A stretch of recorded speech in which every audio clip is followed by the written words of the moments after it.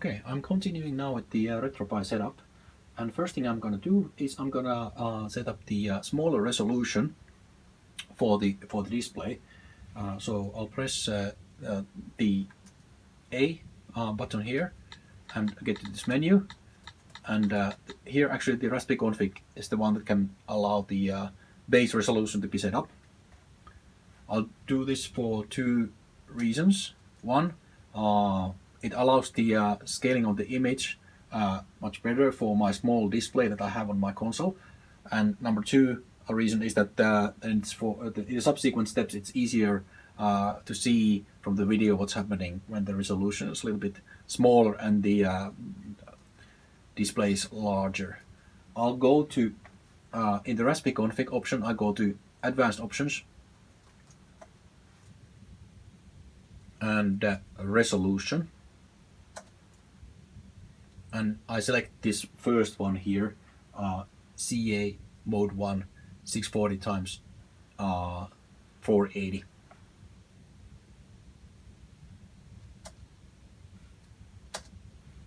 Now it's been selected.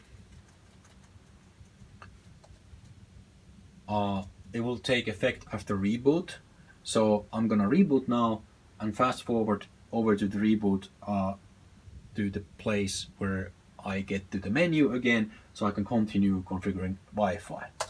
So let's reboot and see how the display resolution should change. There we go. Now the font is much larger because the resolution is smaller and it's easier to see what's happening on the screen.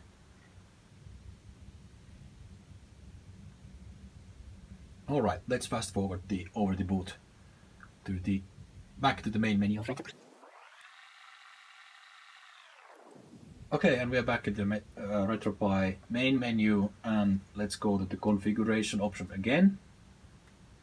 And there down here, the last option is Wi-Fi. We're gonna select that and configure the connection to the Wi-Fi network.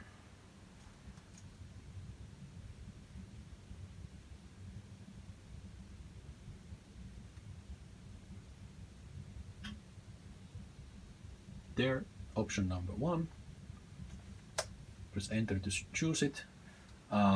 It will see Raspberry Pi Zero W, which I'm using here, is actually had integrated Wi-Fi chip, and it can see my home network, which is B4NG. So I'm gonna select that one and I'm gonna type its Wi-Fi key.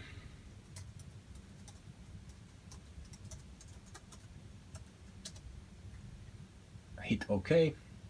It's connecting, or attempting to connect. And now it should be set up properly, so we can exit this part. All right, now I'm gonna also do a little bit of overclocking setup. The Raspberry Pi Zero is not the fastest of the Raspberry Pis, so a little bit of overclocking helps with the emulator that I'm using, and I will need to do that from the command prompt, so I need to exit from the RetroPie to do it. One easy way to do it is to press the Start menu button and then select the Quit option and just say Quit EmulationStation here, and that will exit to command prompt. Okay, now we're at the command prompt that we can configure the boot options for overclocking and also for HDMI to help with the display scaling for the small screen. And I'll do that by editing the boot/config.txt file. And let's first alter the HDMI settings to the settings that I'm using. I have this additional line that helps with the selects the how the display is scaled, and here actually the first few numbers are resolution and the frequency, and then a few other options that I'm using this line from internet, which seems to work well. Basically find it by trial and error to use with the display. And then these two HDMI group and mode options, which also seem to be working good with the configuration that I have, or the display that I have. Those are the HDMI options that I changed.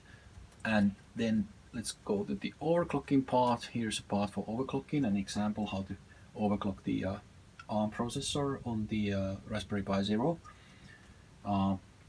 I've tested the card a little bit with the overclocking options, so these values I'm using for this particular card, they seem to working quite well. ARM frequency 900, then core frequency I'm going to use 250, SD RAM frequency I'm going to use 450, and finally over voltage setting there I'm going to use 2. These help to speed up the Raspberry Pi so that the emulator doesn't skip frames that much or doesn't stutter that much. With the base settings, it seems to be that the emulator needs a little bit faster CPU and speed settings than is standard for the RetroPie. So those are the changes. I'll write them to the file and exit from command prompt, and now it's time to test those settings by booting. Probably there isn't much difference that you will see. Maybe the boot goes a little bit faster than it used to, but let's regardless boot and see how well it works. Probably the boot will still take so much time that I'm gonna in the video I'm gonna fast forward back to over the boot back to the RetroPie menu, so we can continue with the next step.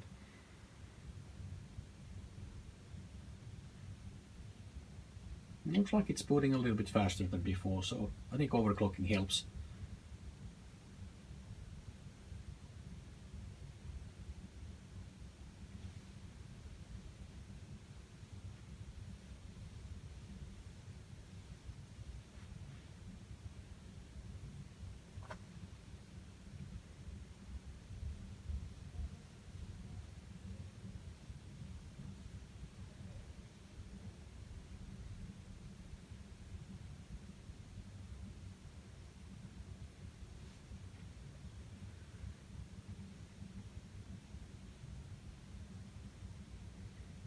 Okay, no hiccups yet, so we are ready to start configuring Arcade Bonnet, which I'm gonna do in the next video.